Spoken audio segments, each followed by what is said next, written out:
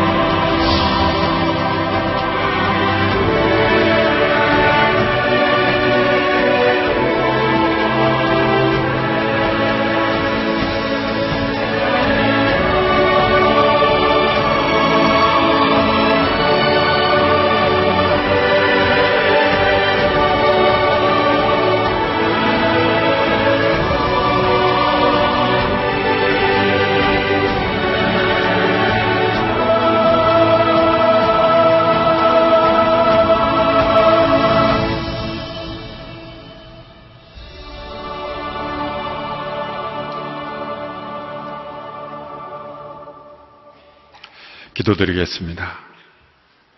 흑암과 저주의 세력 가운데 있었던 저희 영혼들을 찾아오시고 빛으로 임하셔서 생명의 삶으로 인도하신 하나님을 찬양합니다. 어둡고 우울했던 이 나라 민족의 주의 복음의 빛을 비추어 주시고 앞서 믿은 믿음의 선배들의 순교의 각오와 헌신의 믿음으로 고난 속에서도 주님을 포기하지 않았던 보석 같은 믿음으로 이 나라 민족의 부흥을 허락하시고 참된 복음의 길을 우리에게까지 전해주신 것을 감사합니다.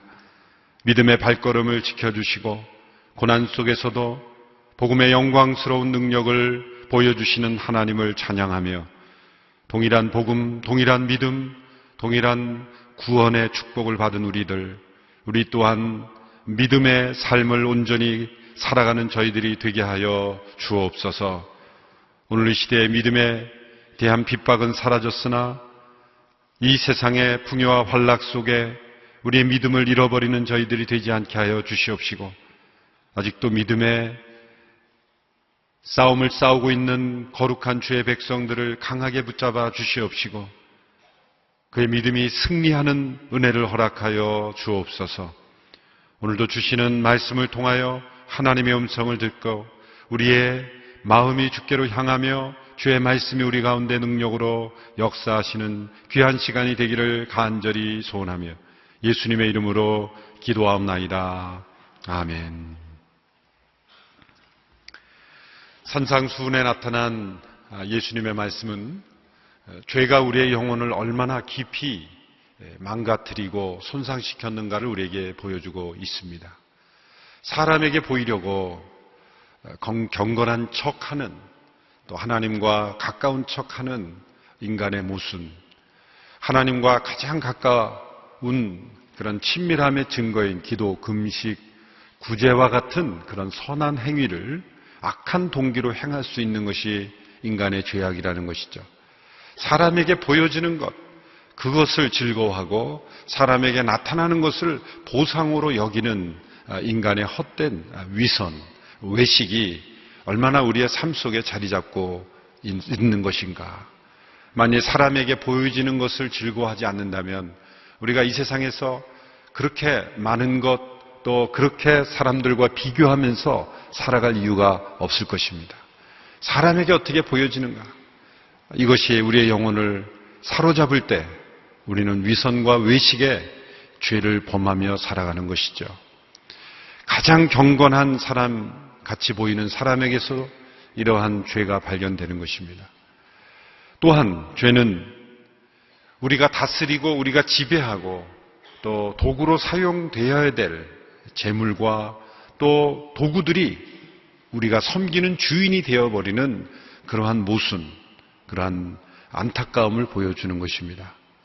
무엇을 먹을까, 무엇을 입을까, 무엇을 마실까, 그것을 걱정하는 상태에 이르게 되는 것. 돈이 우리의 주인이 되어버리는 것.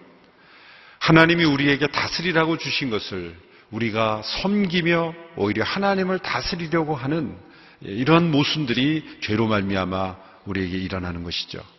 잘못된 우선순위. 하나님이 가장 우선적 삶의 경배의 대상이요 섬김의 대상이 되어야 하는데 하나님은 다스리려 하면서 우리가 다스려야 되는 것들은 우리가 정복되는 지배받는 그런 모순을 보여주고 있습니다. 이제 7장에 들어서면서 예수님은 또 다른 우리의 문제를 지적하십니다. 그것은 다른 사람을 비판, 판단, 그리고 심판하는 것입니다. 번역마다 조금씩 이 단어를 다르게 번역했습니다만 우리말 번역에서는 심판이라고 좀 강하게 번역한 것은 의미가 있습니다. 개역에서는 비판하지 말라 혹은 판단하지 말라 이렇게 번역을 했습니다만 단순한 비판, 단순한 판단이 아니라 자기 자신이 심판자의 위치에 옳은 것과 같은 판단이기 때문에 심판이라는 단어로 번역한 것은 훨씬 더 그 원래의 의미를 살린 것이라고 볼 수가 있습니다. 오늘 본문 3절의 말씀, 3절, 4절의 말씀을 먼저 보십시오. 시작. 어째서 너는 내 형제의 눈에 있는 티는 보면서 내 눈에 있는 들보는 깨닫지 못하느냐? 내 눈에 아직 들보가 있는데 어떻게 형제에게 내 눈에 있는 티를 빼주겠다라고 할 수 있느냐? 자신 안에 있는 들보는 보지 못하면서 형제의 티를 보고 판단하는, 그리고 내 눈에 있는 피를 빼주겠다라고 말하는 그런 모순. 이런 모순이 어디서부터 비롯되는 것일까? 그것은 자신 안에 있는 편견, 교만, 질투, 이런 죄의 복합적인 그러한 모습을 통해서 그것이 인간관계 속에서 다른 사람을 판단할 뿐만 아니라 심판하려는 그런 모순으로 빠져든다는 거죠.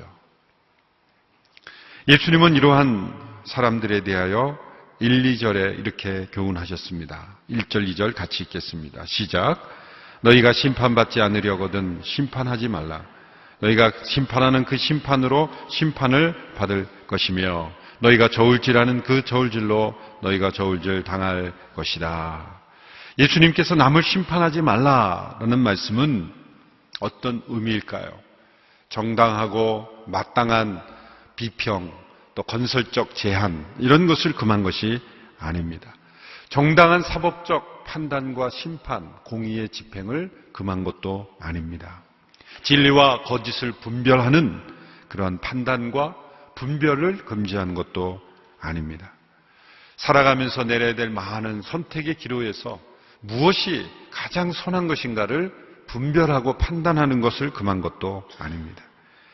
이 심판하지 말라는 말씀은 파괴적이고 그리고 부정적인 의도를 가지고 자신이 마치 최후의 재판관이 된 것처럼 그렇게 다른 사람을 군림하며 판단하는 것을 의미합니다.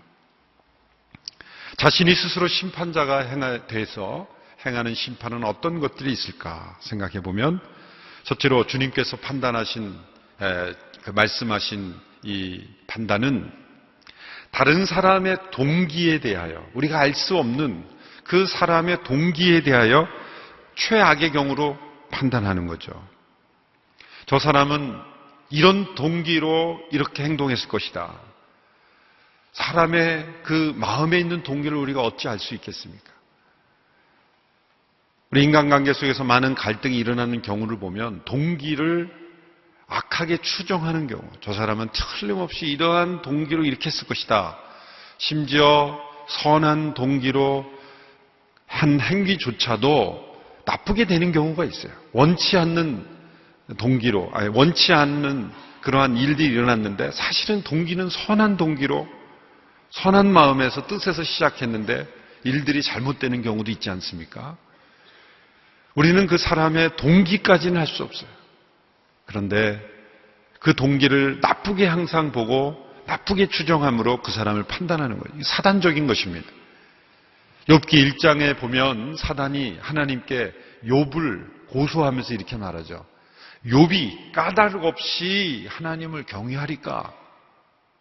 욥이 하나님을 경외하는 것은 하나님께서 욥에게 주신 축복 때문에 하나님을 경외하는 것이지, 그 축복이 없으면 욥은 하나님을 경외하지 않을 것이다. 이 사단의 고소죠. 사단은 그 욥을 근본적으로 나쁘게 본 겁니다. 욥은 나쁜 동기로 하나님으로부터 재물을 얻기 위해, 하나님으로부터 복만을 얻기 위해 경외하는 척하는 것이지 진실로 경외하는 것이 아니다. 이렇게 그 사람의 동기에 대해서 심판자가 되어서 정죄하는 거예요. 제가 어느 젊은이들 모임에서 함께 이렇게 찬양하고 막 기쁘게, 우리 젊은이들은 열정이 있고 에너지가 많잖아요. 그래서 좀 나이가 지긋하신 저명한 우리 크리스찬 교수님인데 딱 나오셔서 강의를 하시면서 시끄럽다 이거예요. 찬양이 시끄럽다. 그래서 막 정죄를 하시는데 당신들이 정말 하나님을 찬양하는 거냐? 막 이렇게 막 하시는 거예요. 그 스타일의 문제고 문화의 문제고 형식의 문제고 또 얼마나 에너지가 많습니까? 저도 대학 때 해보니까, 제가 대학 때 찬양 인도를 좀 했었거든요. 웃으시는 분들이 있는데 저도 기타 칠 줄 압니다. 찬양 인도를 했는데 거기에 도취돼가지고요. 지금 강사분이 강의할 시간에 막 20분을 오버해서 막 저 그랬던 거예요. 제가 대학 청년들 보면 보여요, 그 모습이. 그렇게, 그러나 저의 진심은 진짜 뭐 하나님을 찬양하는 거에 몰입했는데, 그분이 나와서 그렇게 얘기하는데 좀 심하시다. 시끄럽다. 그럼 하나님 찬양하는 게 아니다. 그러면 조용하게 눈 감고 불러야만 하나님을 찬양하는 것일까? 그럼 시편에 손뼉치며 박수치며 소리 높여 주님을 외치라. 그거는 다 상징적인 말씀입니까? 속으로 외치고 박수도 속으로 치고 수군과 비파와 모든 것으로 하나님을 찬양하려면 속으로 다 하는 겁니까? 그건 아니잖아요. 그런데 아주 비판하게 심하게 판단을 하는 거예요. 이거는 하나님 찬양하는 게 아니다. 그럼 본인만 하나님을 찬양하는 겁니까? 제가 올라가서 막 따지고 싶더라고요. 그래서 나중에 메일이라도 보낼까 그러다가 그냥 참았습니다. 그런다고 변화될 건가 그런 생각도 들고 제가 굳이 그렇게 할 필요가 없겠다 생각하는 거죠. 그 순수하게 젊은이들이 하나님을 찬양한 것으로 받아들이면 되지. 당신들이 하는 건 찬양이 아니다. 하나님 찬양한 거 아니다. 그렇게 심판자가 되어서 아니 하나님이 받으셨는지 안 받으셨는지 어떻게 알아요? 그렇죠. 그 중에 혹 감정적으로 치우친 사람이 있을 수도 있고 없을 수도 있지만 하나님은 그 마음을 보시는 거죠. 우리가 어떻게 마음을 보겠어요? 눈을 감고 고요하게 깊이 하나님을 찬양하는 것 같으면서도 엉뚱한 생각하는 사람도 있을 수가 있고, 그렇죠? 우리의 그 사람의, 다른 사람의 마음 속에 있는 그 동기를 스스로 판단해서 정죄하는 것, 그 판단입니다. 여기서 예수님께서 저는 금하신 것이라고 생각합니다. 때로 뜻하지 않게 죄를 범하여 때로는 그런 법의 사슬에 묶인 분들도 있어요. 사람들은 그들을 보면서 정죄하고 심판하려고 하지만 어떤 사람이 어떤 죄를 질 때는 그 과정이 있고 그 이면에 그가 받았던 어떤 상처가 있고 아픔이 있고 아무 문제 없이 자라났던 사람과 사람은 이해할 수 없는 그 사람만이 아는 깊은 상처와 아픔과 문제들이 있는 거죠. 저 사람은 날 때부터 저렇게 태어나가지고 저렇게 나쁜 짓을 하니 그런 심판자가 되는 거 조심해야 됩니다. 한 목사님이 늘 그런 말씀 하잖아요. 세상에는 두 종류의 죄인만 있을 뿐이다. 걸린 죄인과 안 걸린 죄인. 자신이 걸리지 않았다고 해서 걸린 죄인을 심판받아 마땅하다고 정죄하는 그런 가혹한 마음, 그것은 우리 자신이 벌써 우리 마음 속에 들보가 있다는 증거입니다. 하나님이 어떻게 보실지, 하나님이 그 마음의 동기를 어떻게 보실지는 생각하지 않고 겉모양으로만, 지금 상황으로만 그 사람을 판단해서 심판자가 되려는 것, 그것은 우리가 조심해야 됩니다. 또한 두 번째로 주님께서 금하신 판단은 어떻게 하든지 상관없는, 진리와 상관없는 일을 가지고 자신의 의견만을 옳다라고 주장하며 판단하는 것이죠. 하나님의 말씀 앞에서 어떤 일은 분명히 옳고 어떤 일은 분명히 악한 일이 있습니다. 그런데 성경이 어떤 판단도 내리지 않는 종류의 일들도 많습니다. 당시의 문화와 관습과 심지어 개인의 선호도에 따라서 다르게 선택할 수 있는 일들인데 그것을 가지고 다른 사람을 판단하며 스스로 재판관이 되는 것이죠. 굉장히 무서운 일입니다. 로마 교회에서 일어난 대표적인 일들이 있습니다. 로마 교회에서 일어난 일들로 인해서 사도 바울이 로마서에서 이 문제를 길게 언급하고 있습니다. 특히 로마서 14장의 부분에 보면 이 문제를 깊이 묵상하는데 먹고 마시는 문제로 인해서 로마 교회 안에 갈등이 일어났고 서로 판단하고 정죄하는 일들이 일어났죠. 그 문제는 우상에게 바쳐진 제물을 먹을 수 있느냐 없느냐입니다. 우상에게 바쳐진 제물은 먹을 수 없다라고 생각했던 사람도 있었고 우상이란 존재 자체가 존재하는 것이 아니지 않냐. 그렇기 때문에 우상에게 바쳐진 제물이라 할지라도 그냥 감사함으로 먹으면 된다. 여러분 이런 경우에 있어서 어느 쪽이 믿음이 강한 사람이고 어느 쪽이 믿음이 약한 사람일까요? 먹을 수 있다라고 하는 사람이 믿음이 강한 사람일까요? 약한 사람일까요? 이게 약간 헷갈립니다. 네. 우리가 생각할 때는 먹지 않고 단절하고 그런 사람이 믿음이 강한 사람처럼 보이는데 이 로마서의 문맥을 보면은 사도 바울 자신의 예를 통해서 먹을 수 있다라는 거예요. 우상은 존재하지 않기 때문에 그 아까운 음식 맛있게 먹어라. 근데 그게 믿음이 강한 사람이에요. 근데 믿음이 약한 사람은 꺼림칙하고 마음속에 받아들이기가 어려운 거예요. 그래서 먹지 않는 사람들이 있었어요. 근데 문제는 뭐냐면 이 믿음이 강한 사람들이 믿음이 약한 사람을 정죄하고 판단했다는 거예요. 아니 먹어도 되는데 왜 안 먹어 당신들은. 그러면서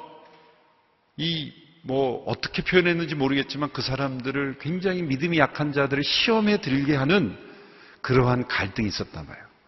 사도 바울이 그 문제를 지적하면서 로마서 14장 1절 3절에서 이렇게 말씀합니다.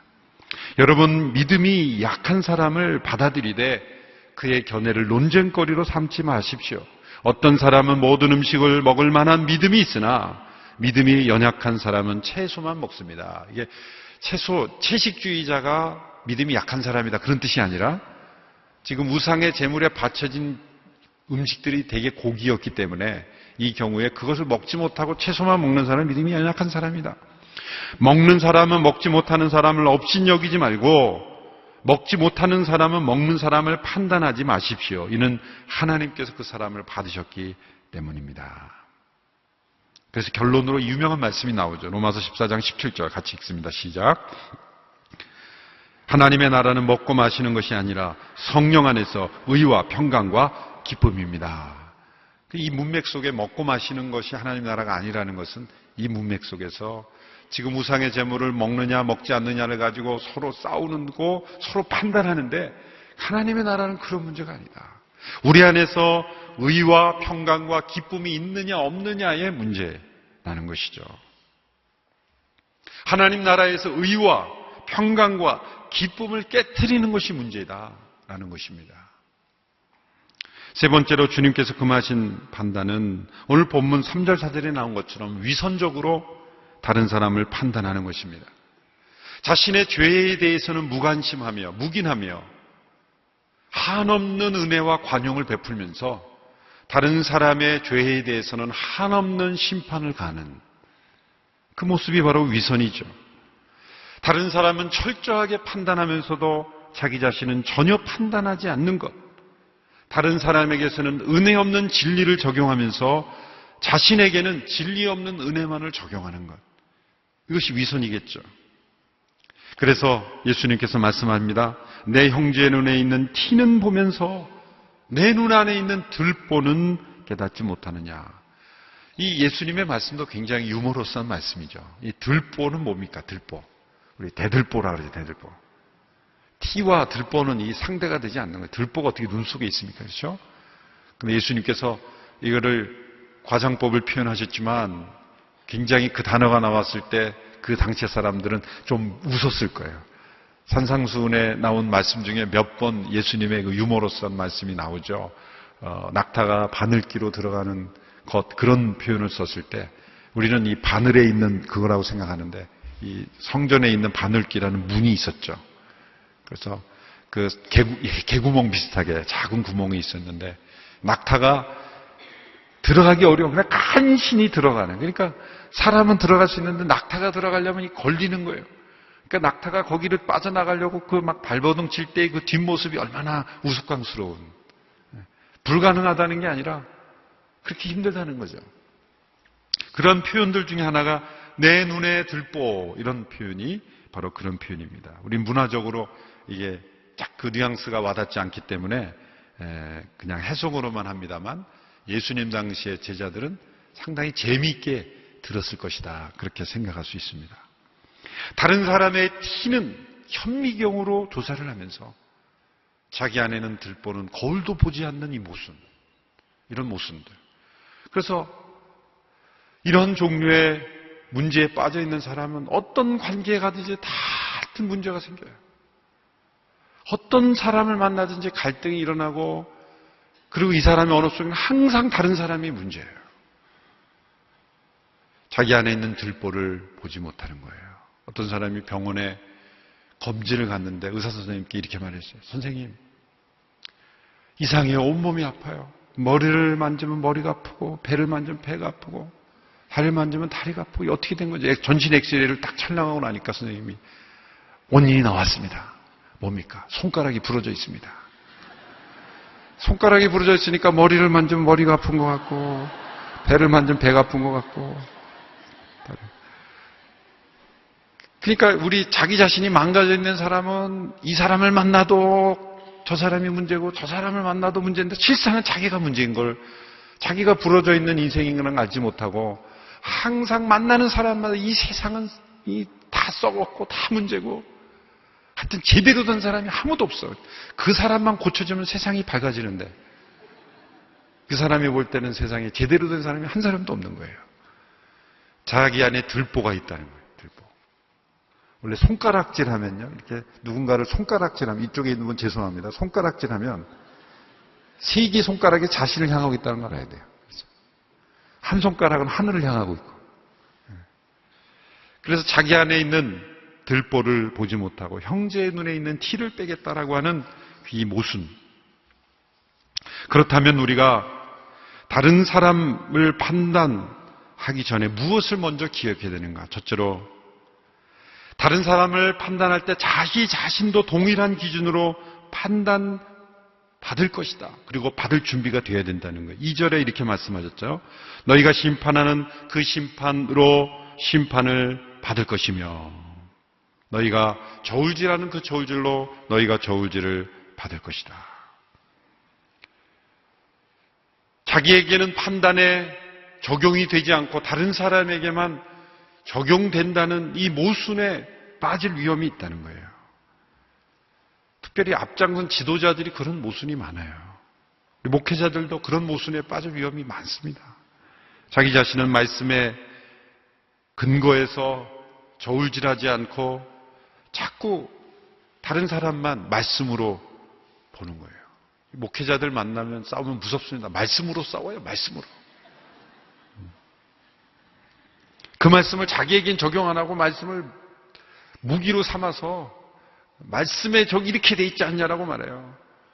항상 다른 사람이 들어야 될 말씀으로만 적용하고 자기에게 말씀하시는 말씀 하나도 듣지 않고 말씀을 인용해서 싸우지만 자기 안에 있는 들본을 보지 못하는 그런 모순이 우리에게 있습니다. 두 번째는 그래서 자신의 눈에서 들보를 먼저 빼내라. 5절에 그렇게 말씀하셨죠. 이 위선자야 먼저 내 눈에서 들보를 빼내라. 다른 사람의 형제의 눈에서 티를 빼내는 것 자체를 금지하지 않습니다. 여러분 누군가 눈에 뭔가 들어갔으면 도와줘야 될 수 있어야 돼요. 그렇죠? 가시가 손에 박혀 있으면 빼줄 수 있어야 되죠. 그런데 그럴 수 있으려면 어떻게 됩니까? 내 눈 안에 있는 들보를 먼저 빼내는 영혼이 되어야 된다. 눈이라고 예수님께서 말씀하신 것은 굉장히 섬세한 선택이죠. 눈이 얼마나 예민합니까? 작은 먼지만 들어가도 이 눈에서 눈물이 나고 눈꺼풀 수비대가 있잖아요. 수비대가. 눈썹에서 뭘 막아주고 그리고 위기 때 눈을 감게 해주고 그처럼 눈이 예민하지 않아요. 섬세하잖아요. 그처럼 우리 영혼이 사실 눈보다 더 예민한 영혼이에요. 그래 영혼의 티를 빼내려면 얼마나 섬세한 온유한 마음이 있어야 되는가. 그래서 갈라디아 6장 1절에서 이렇게 말씀하죠. 형제들이여 어떤 사람이 무슨 범죄한 일이 드러나거든 영의 사람인 여러분은 온유한 사람으로 마음으로 그런 사람을 바로잡아주고 자기를 살펴 유혹에 빠지지 않도록 하십시오 라고 권면한 것입니다. 세 번째로 이 다른 사람의 티를 뺄 때 온유하고 그런 마음으로 하되 부당한 관용이 있어서는 안 된다라는 걸 6절에 경고하고 있습니다. 6절의 말씀 같이 읽습니다. 시작. 거룩한 것을 개에게 주지 말고 너희 진주를 돼지에게 던지지 말라. 그렇지 않으면 그것들이 발로 그것을 짓밟고 뒤돌아서서 너희를 물어뜯을지 모른다. 남을 판단하지 말라고 하신 말씀을 오해하지 않도록 균형을 이루는 말씀을 주시죠. 영적 분별력을 가져야 된다는 거죠. 진리 없는 은혜는 은혜가 아니고 그리고 분별력 없는 사랑 또한 진정한 사랑이 아니기에 거룩한 것을 돼지에게 주는 것 같이 그렇게 부당하게 진리를 왜곡하는 은혜, 진리를 가로막는 사랑은 진정한 사랑이 아니다 라는 것을 이 말씀을 통해서 균형을 잡아 주십니다. 한 인디안 부족에서 잘못한 사람을 판단하고 심판하는 그런 일에 관한 기록을 읽은 적이 있습니다. 인디안이 사는 법이라는 그 책에 이런 내용이 나왔는데 참 감동을 받았어요. 어떤 그 사람이 그 부족에서 죄를 범했어요. 그러면 그 부족 사람들이 그 사람을 어떻게 심판하냐면 모든 마을 사람들이 다 나옵니다. 그 마을 광장에 그 사람을 세우고 그 모든 사람들이 나와서 한 사람씩 나와서 그 사람 앞에 가서 무슨 말을 하냐면 그 사람이 지금까지 살아오면서 행했던 일들 중에 가장 잘한 일, 가장 선한 일 하나씩을 얘기한다는 거예요. 나는 너가 이랬을 때 좋았어. 그리고 또 다른 사람이 나오면 나는 너가 이랬을 때 너가 참 좋았어. 그 사람의 장점, 좋은 일, 잘한 일, 선한 일들을 한 가지씩 다 말하고 더 이상 할 말이 없을 때까지 계속 그렇게 하다가 말을 다 끝나면 집으로 간다는 거예요. 그게 심판이라는 거예요. 여러분, 잘못을 행한 사람에게 모두가 한 마디씩 너는 이런 일이 참 좋았어 라고 말할 때 그 사람의 느끼는 느낌은 어떨까요? 자신을 돌로 치는 것이 아니라 너는 그런 사람이 아니잖아. 너는 그런 사람이 아니잖아. 너는 그런 문제로 넘어질 사람이 아니잖아. 너는 그 문제에서 벗어나 새로운 사람이 될 수 있어라는 그런 희망의 판단, 희망의 어떤 선언을 그 영혼에게 계속 해주는 것 아닐까요? 그 사람이 잘못한 거 다 압니다.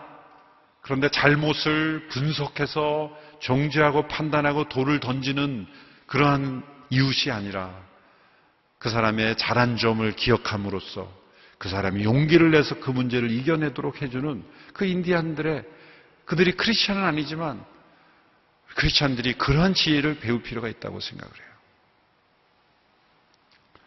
그렇지만 그것이 거룩한 것을 개에게 주고 진주를 돼지에게 던지는 것이 돼서는 안 된다. 그 사람의 문제는 문제로서 또한 다룰 수 있어야 되는 거죠.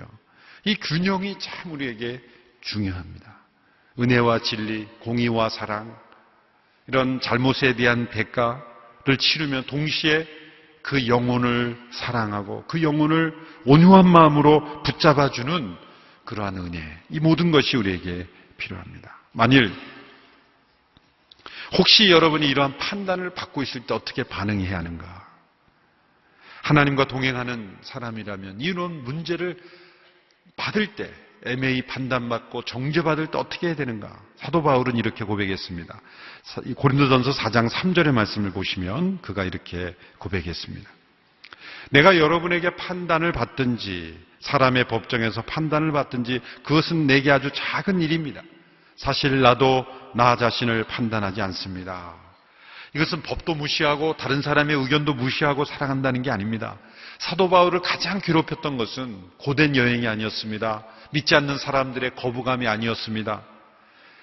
바울의 선한 동기, 바울의 진정한 변화를 받아들이지 않고 끊임없이 판단하는 유대 그리스도인들, 율법적 그리스도인들의 판단이 사도 바울에게서 가장 큰 스트레스예요. 바울의 사역을 율법적으로 폄하하고 돌아다니며 돈을 받아 챙기는 떠돌이 철학자로 그렇게 폄하하고 이단으로 여기고 그러한 판단들이 사도 바울을 괴롭게 했습니다. 그러한 상황에서 이런 고백을 한 거예요. 그것들은 내게 아주 작은 일이다. 작은 일이다. 이것은 무시한다는 게 아니라 그것으로 인해서 내 영혼이 무너지지 않고 그것으로 인해서 내 사역이 망가질 수 없다는 거예요. 왜? 나도 나를 판단하지 않기 때문이다. 자신에게는 하나님의 판단이 가장 중요하다는 거예요. 모든 것을 공의롭게 판단하시는 하나님 앞에서 나는 판단받겠다.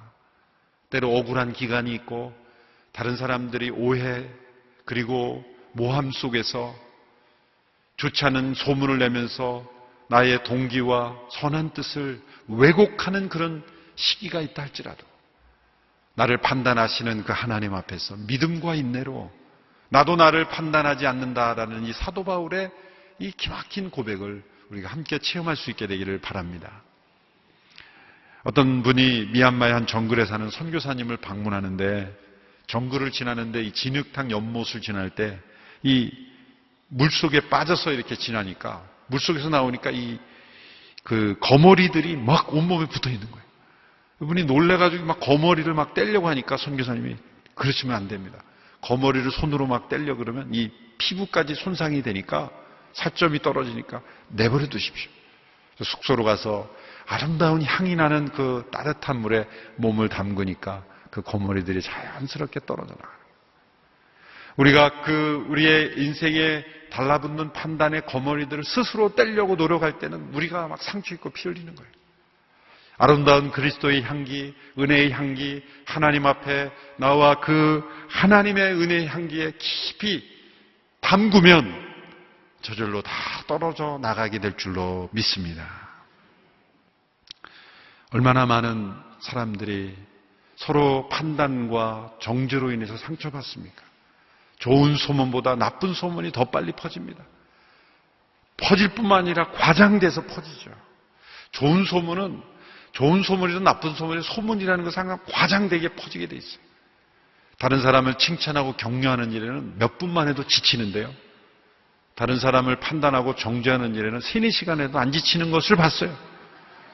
어떤 사람은 사실인지 아닌지 나쁜 일을 말하는데 그렇게 즐겁게 말하는 거 처음 봤어요. 여러분, 누군가 나쁜 소식이 있다 할지라도 그것을 전하는 것을 즐거워하지 않는 저희들이 되기를 바랍니다. 좋은 소식, 기쁜 소식 전하고, 나쁜 소식은 그저 못 들은 척하고, 그렇게 선을 이루어가는 이 세상에 떠돌아다니는 이 언어의 거머리들을 우리가 다 떨쳐버리고 하나님의 판단 앞에서 우리가 살아가는 우리 모두가 되기를 축원합니다. 기도하겠습니다. 하나님 아버지, 쉽게 판단하고 정죄하고 스스로 심판자가 되려는 우리들의 모습입니다.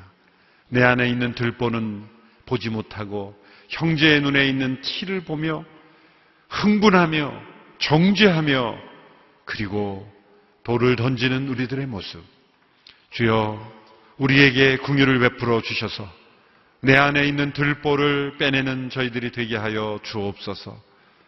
나 자신에게는 한없이 관용과 은혜를 베풀며 다른 사람에게는 한없는 진리와 공의의 잣대를 갖다 대는 영혼이 되지 않게 하여 주시고, 나 자신에게는 공의와 진리를, 타인에게는 은혜와 용서와 긍휼을 베풀 수 있는 우리 모두가 되게 하여 주옵소서. 편견과 교만으로 서로를 판단하는 데 익숙한 이 세상입니다. 이 세상 살아가며 우리가 때로 받을 수 있는 판단과 잘못된 편견으로 인한 상처, 우리 모두가 믿음으로 잘 이겨내게 하여 주시옵시고, 하나님 앞에 날마다 정직한 영혼으로 살아가면서 승리할 수 있는 우리 모두가 되게 하여 주시옵소서. 예수님의 이름으로 기도하옵나이다. 아멘.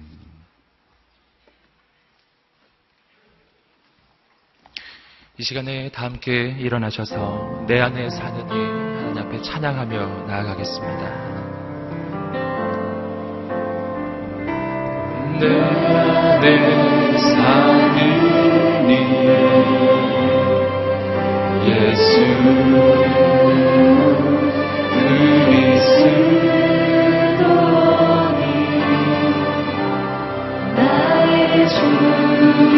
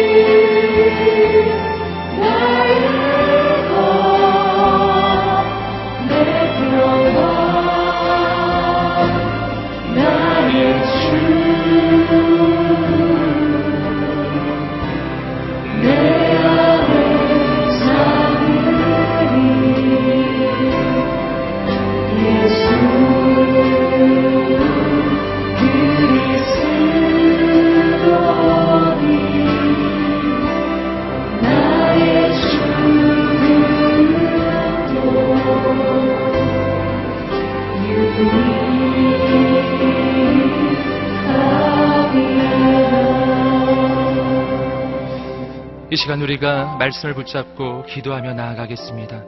살아계신 하나님, 오늘 말씀처럼 내가 내 눈 속에 있는 들보는 깨닫지 못하고 형제의 눈 안에 있는 티만 보는 어리석음을 범하지 않게 하여 주시옵소서. 다른 이의 허물을 보기 전에 내가 주 앞에서 어찌할 수 없는 죄인인 줄 깨닫게 하여 주시옵소서. 먼저 나 자신을 돌아보며 내 인생이 하나님 앞에 새로워지는 은혜를 구합니다. 오늘 이 아침에 임하여 주시옵소서. 나 자신을 변화시켜 주시옵소서. 하나님의 역사와 은혜의 통로만 되게 하여 주시옵소서. 우리 자신을 주 앞에 의탁하며 간절히 주 앞에 두 손 들고 간절히 주여 한번 외치시며 기도하겠습니다. 주여, 하나님, 오늘 나의 인생이 주 앞에 부족한 죄인인 줄 깨달아 언제나 주 앞에 엎드리는 인생이 되게 하여 주시옵소서. 하나님, 다른 이의 눈에 있는 들보는, 다른 이의 눈에 있는 티는 바라보며 나 자신이 얼마나 부족한지 연약한지 깨닫지 못하는 어리석은 자가 되지 않게 하여 주시옵소서. 언제나 하나님 앞에 무릎 꿇게 하여 주시옵시고 나를 돌아보며 나 자신을 쳐서 복종시키니 거룩한 하나님의 사람이 되게 하소서.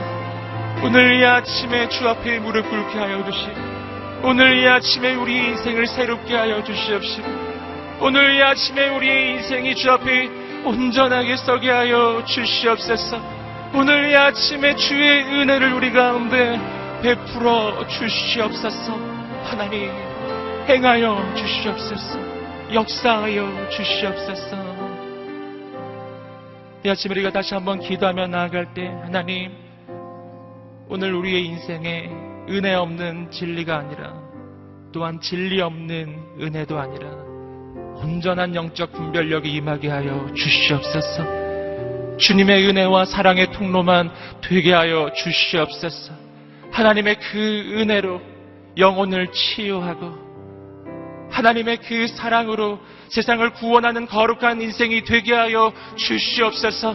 오늘 내가 나아가는 우리의 가정에서, 학교에서, 직장에서, 세상 가운데서 하나님의 은혜와 생명과 진리와 그 놀라운 하나님의 역사의 통로가 되어서 세상을 구원하고 치유하는 하나님의 사람이 되게 하여 주시옵소서. 우리 함께 하나님 앞에 두 손을 들고 다시 한번 간절히 주여 한번 외치시며 기도하겠습니다. 주여, 은혜를 베풀어 주시옵소서. 오늘 우리에게 온전한 영적 분별력을 허락하여 주시옵소서. 하나님, 세상을 향한 하나님의 은혜의 통로가 되게 하여 주시옵소서. 진리의 통로가 되게 하여 주시옵소서. 하나님의 역사의 통로가 되게 하여 주시옵소서. 하나님의 놀라운 일을 이루어 주시옵소서. 오늘 우리의 인생이 온전히 주께 쓰임받는 거룩한 인생이 되게 하여 주시옵소서. 하나님, 행하여 주시옵소서. 하나님, 은혜를 내려 주시옵소서.